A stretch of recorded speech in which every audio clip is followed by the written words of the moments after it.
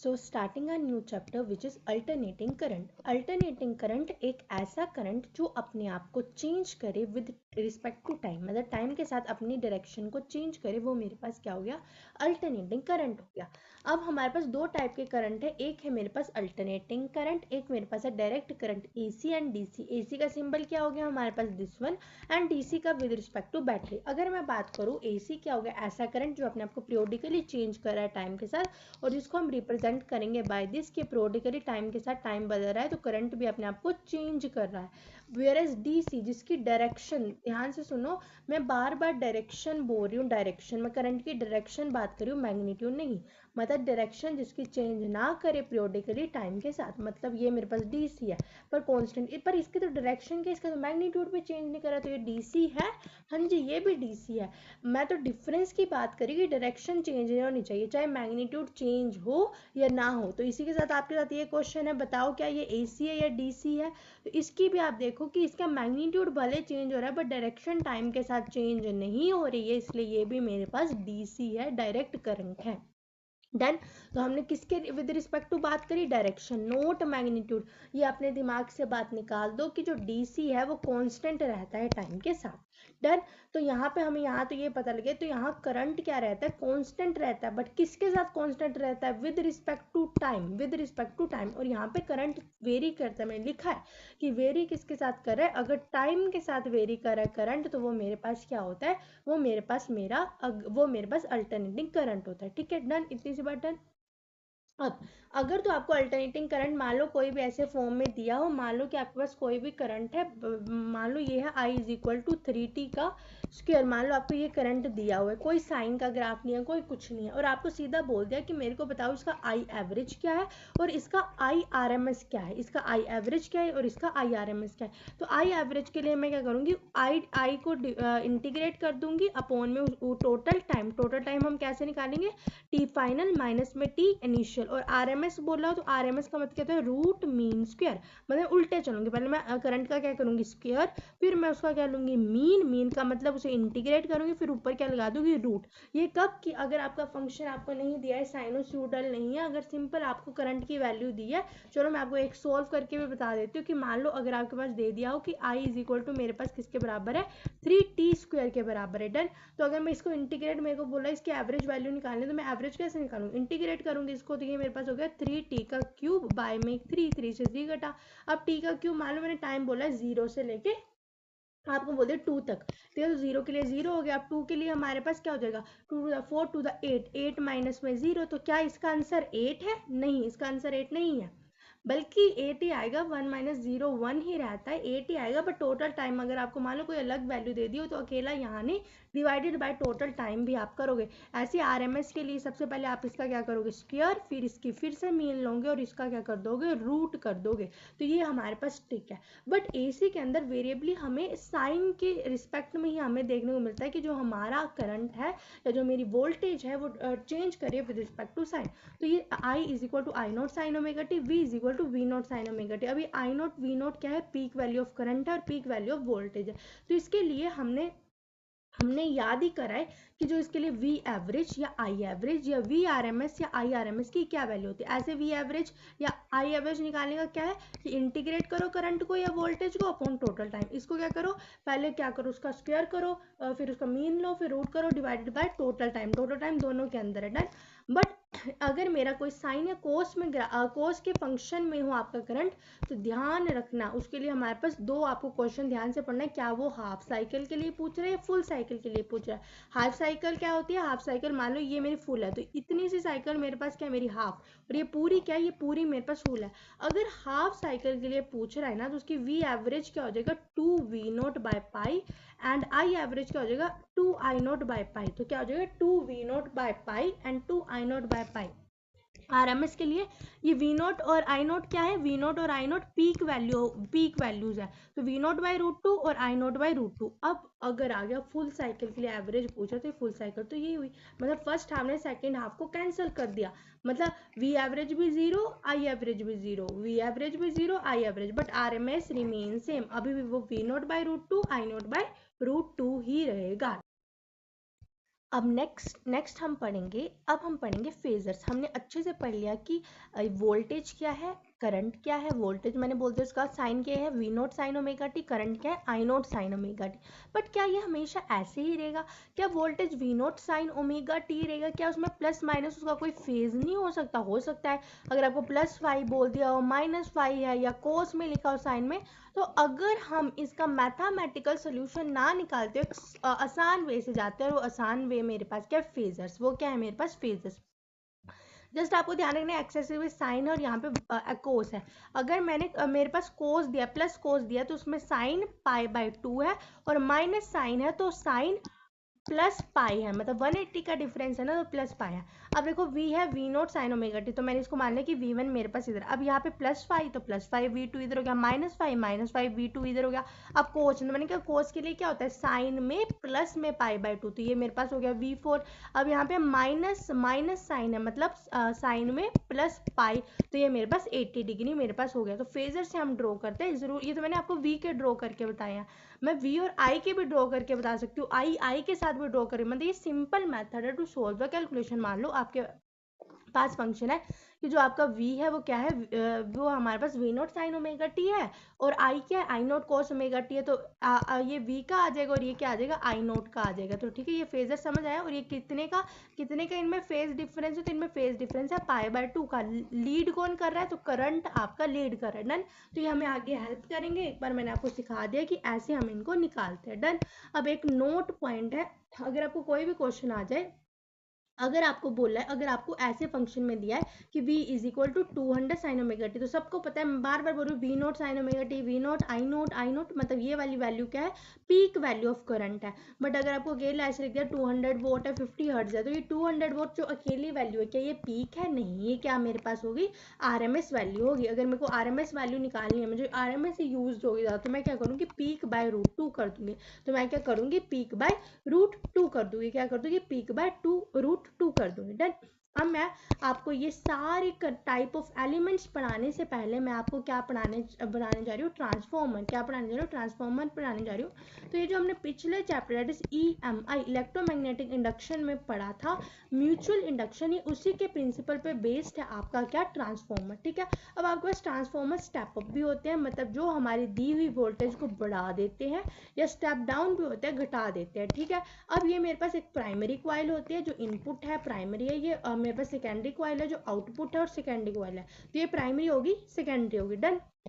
अब ध्यान से सुनना, अगर मैं बात करूं, अगर स्टेप अप या स्टेप डाउन है, तो ये मुझे कैसे पता लगेगा। पहले आपने सीधा याद रखना है कि जितना जो वोल्टेज है ना, v है, v primary upon v secondary, वो number of turn primary upon number of turn secondary के बराबर है। मतलब इनका डायरेक्ट रिलेशन है। और इनका करंट के साथ कैसा रिलेशन है, इनवर्स रिलेशन है। करंट के साथ कैसे, इनवर्स रिलेशन है। अगर मैं बात करूं, तो ये क्या करता है, ये मेरी क्या करता है, ये v को बढ़ा देता है। v को बढ़ाने का मतलब ये वोल्टेज को बढ़ा दे रहा है। बढ़ाने का मतलब आउटपुट ज़्यादा आ रही है, मतलब सेकेंडरी प्राइमरी से ज़्यादा, मतलब सेकेंडरी की टर्न भी प्राइमरी से ज़्यादा, पर सेकेंडरी का करंट प्राइमरी से कम। मैंने बोला ये इन्वर्स रिलेशन में है। ऐसे ही हमारे पास स्टेप डाउन इसको घटा रहा है, मतलब v को, मतलब प्राइमरी का इनपुट ज़्यादा, आउटपुट कम, नंबर ऑफ प्राइमरी ज़्यादा, नंबर ऑफ सेकेंडरी कम, करंट ऑफ सेकेंडरी ज़्यादा, बट इनवर्स है क्योंकि प्राइमरी हमारे पास होगा कम। अब इसका कुछ क्या आता है, क्या होता है, कोफिशिएंट ऑफ कपलिंग, जो जनरली लाई करता है 0 से लेके 1 तक, जो इनके बीच में डिस्टेंस है ना, ये कोफिशिएंट ऑफ कपलिंग है। अगर मैं इसको एक के ऊपर एक को चढ़ा दूँ, तो इसकी k की वैल्यू 1 हो जाएगी। k की वैल्यू हमारे पास क्या हो जाएगी, 1 हो जाएगी। k की वैल्यू क्या हो जाएगी, 1 हो जाएगी।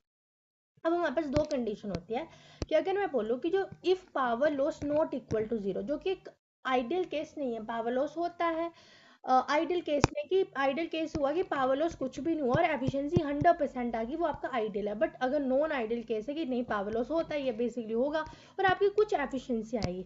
अब जब कुछ एफिशिएंसी है उसको इक्वल टू कर दोगे power output upon power input. Output क्या होता है, VS/IS अपॉन में इनपुट क्या होता है, VP/IP इंटू में 100%। अगर पावर लॉस 0 है तो हम, और एफिशिएंसी 100% है, तो हम क्या करते हैं, power input is equal to power output कर देंगे, और अपॉन में मेरे पास क्या हो जाएगा, VP/IP प्राइम, वोल्टेज प्राइमरी और current primary is equal to VS/IS। Done. यहीं से हमारे पास है VP/VS is equal to IS/IP और NP/NS। अब कुछ लॉसेस भी होते हैं ट्रांसफॉर्मर में, जैसे मेरे पास कॉपर लॉस हो गया, जो वायर यूज़ करिए ट्रांसफॉर्मर की जिसकी टर्न्स हैं नंबर की, वहाँ पे लॉस होगा।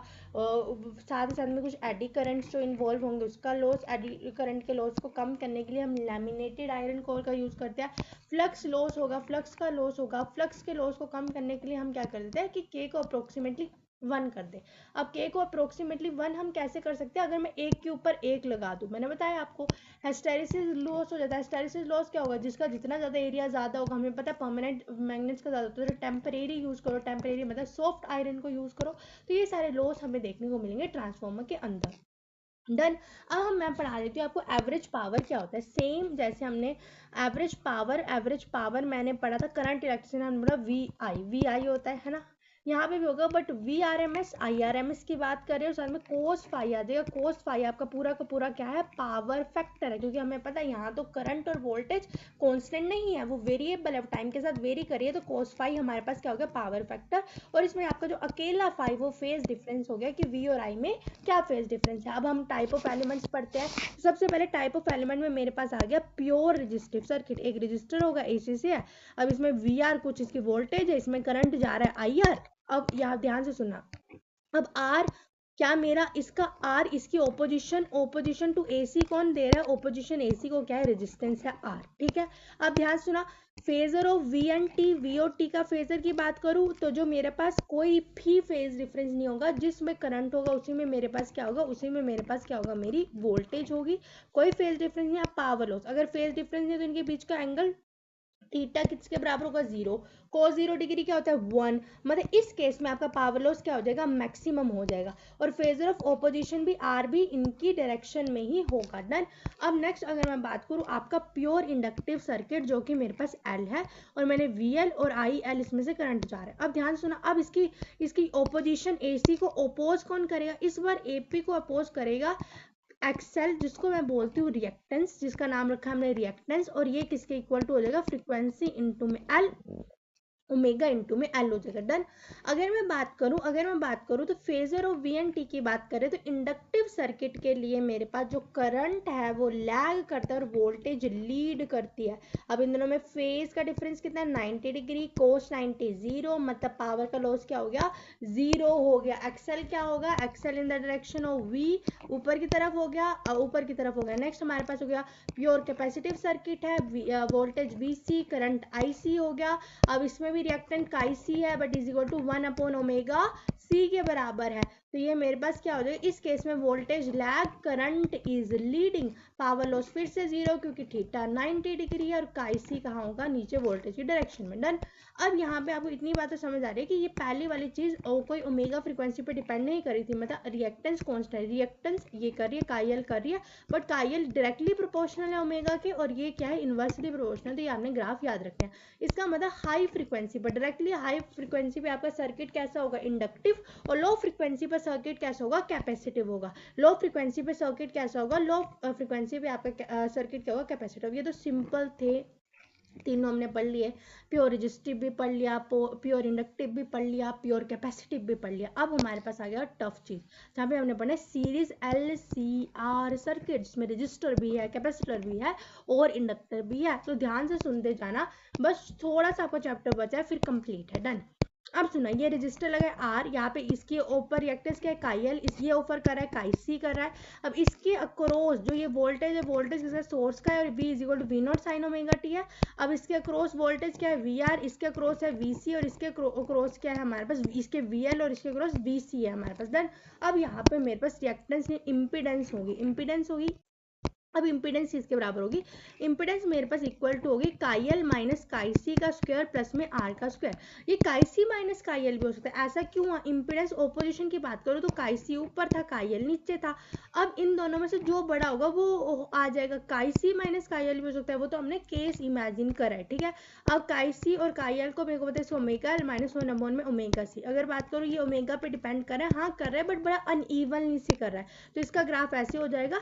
ये वाली फ्रीक्वेंसी आपकी रेजोनेंस फ्रीक्वेंसी होगी। अगर रेजोनेंस फ्रीक्वेंसी से कम फ्रीक्वेंसी है तो कैपेसिटिव सर्किट, ज़्यादा फ्रीक्वेंसी है तो इंडक्टिव सर्किट। अगर बात करूँ तो VL हमारे पास ये वोल्टेज इंडक्टर की ऐसे है, रजिस्टर और करंट तो सेम डायरेक्शन में है, तो VC तो यहाँ पे सोर्स का हमारे पास वही हो जाएगा अंडर रूट में VL माइनस VC का स्क्वायर प्लस में R का स्क्वायर। ये भी मैंने बोला if VL greater than VC, अगर VC ग्रेटर होगा तो VC माइनस VL हो जाएगा। डन। अब पावर लॉस की बात करें तो VRMS IRMS कोस फाई।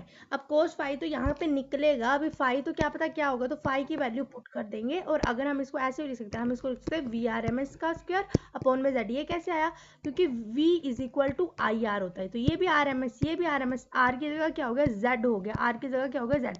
तो IRMS को मैं VRMS बाई Z लिख सकती हूँ, तो IRMS को मैंने V तो VRMS का स्क्वायर बाई Z। ऐसे ही इसको मैं I लिख सकती हूँ IRMS का स्क्वायर इंटू में Z। ये हमारे पास ऐसे आया।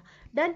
अब इसमें कितने का फेज डिफरेंस है वो निकालने के लिए हमारे पास होता है कोस फाई। कोस फाई मेरे पास क्या होता है VR माइनस में VS, अगर वोल्टेज के केस में है, या तो R माइनस Z इम्पीडेंस वाले ओपोजिशन के केस में। ओपोजिशन के केस में हमने देखा ये R है और ये XL माइनस XC है, इसका कोई बीच जैसे नेट आएगा। अब मैंने कोस फाई लगाया, कोस फाई मेरे पास क्या होता है पंडित बद्री प्रसाद हर हर भोले, क्या हो गया हमारे पास हो गया बेस अपॉन हाइपोटेन्यूज। बेस क्या है R, हाइपोटेन्यूज क्या है Z, तो R बाई Z को पावर फैक्टर भी है ये हमारे पास। हम tan फाई से भी निकाल सकते हैं, tan फाई मेरे पास क्या हो जाएगा कायल माइनस काई सी बाय में मेरे पास क्या हो जाएगा R, ऐसे VL minus VC by R हो जाएगा, और यहाँ पे VR बाय BS। ये तो सिंपली तो एनालॉगी है ना बेटा, ये एनालॉगी है, वो R रजिस्टर थी उसके VR हो गया। अब नेट सोर्स का तो इम्पीडेंस होगी, यहाँ पे कायल तो VL minus VC by VR हो गया। डन। ये तो एनालॉगी है, ठीक है, ये तो एनालॉगी है, ठीक है, ये तो एनालॉगी। अब मैंने बोला फिर से V is equal to IR है, तो ये peak I peak VRMS IRMS into Z। यहीं से तो हमने पावर फैक्टर के दो और फॉर्मूले निकाले कि मैंने VRMS को IRMS Z भी लिख सकती हूँ, IRMS को VRMS बाई Z भी निकल सकती हूँ, तो मेरे पास दो और फॉर्मूले आ गए, that is equal to VRMS का स्क्वायर बाय Z और IRMS का स्क्वायर इंटू में Z cos phi. Cos phi कहाँ से आएगा, यहाँ से आएगा। अब अगर मैं बात करूँ इक्वेशन ऑफ आई और इक्वेशन ऑफ आई की बात करूँ तो V is equal to V naught sine omega T. अब I प्लस माइनस, अगर प्लस अगर लीड करेगा, लीड करंट लीड कब करता है कैपेसिटिव सर्किट में, माइनस जब लैग करेगा, लैग कब करता है इंडक्टिव सर्किट में। अगर मैं बात करूँ हाँ, हमारे पास करंट के दो कंपोनेंट होते हैं, एक होता है पावरफुल करंट, एक होता है पावरलेस करंट। पावरफुल करंट जो हमने कहा VRMS IRMS कोस फाई, तो कोस थीटा वाला पावरफुल है क्योंकि कॉन्ट्रीब्यूट कर रहा है पावर को, तो IRMS कोस फाई। बट ये वाला साइन थीटा पावरलेस और वोटलेस करंट है। डन। वही बात कि अगर मेरे पास कायल काईसी के बड़ा हो तो इंडक्टिव सर्किट है, मतलब करंट लैग करेगा। काईसी बड़ा हो तो कैपेसिटिव है, करंट लीड करेगा। बट दोनों बराबर हो तो प्योर रेजिस्टिव हो जाएगा, और इसमें फाई की वैल्यू 0 हो जाएगी। 0 का मतलब पावर लॉस मैक्सिमम, और यही तो मेरे पास रेजोनेंस की कंडीशन है। और ये सिर्फ और सिर्फ कहाँ हो सकती है LCR सर्किट के अंदर हो सकती है। अब यहाँ पे Z मिनिमम होगा क्योंकि करंट तो मेरे पास मैक्सिमम फ्लो होगा, क्योंकि ये वाली वैल्यू क्या होगी, ये तो 0 होगी, मतलब ये तो R स्क्वायर के बराबर हो गया है ना, ये तो R स्क्वायर के बराबर होगा, मतलब Z मिनिमम जो R के बराबर है। पावर मैक्सिमम, करंट भी मैक्सिमम होगा। सोर्स क्या होगा, सोर्स अब सिर्फ VR ही होगा, VL माइनस VC क्योंकि बराबर हो गए। अब कोस फाई किसके बराबर हो गया 1, फाई किसका है 0 डिग्री है। अब कायल काईसी के बराबर है रेजोनेंस की कंडीशन में, तो VL is equal to VC, तो VR रेजोनेंस की frequency 1 by under root LC। R का मतलब क्या है, ये सबस्क्रिप्ट में है, ठीक है, R ये इसका मतलब हो गया resonance 1 upon under root LC। अगर फ्रीक्वेंसी यानी 2 pi 1 upon 2 pi under root LC। इसी के साथ आपका chapter done. Resonance is one of the most important topic, और आपको ये वाली कंडीशन याद रखनी, रेजोनेंस में करंट मैक्सिमम, पावर मैक्सिमम, और आपकी जो इंपीडेंस होती है वो मिनिमम होती है। डन।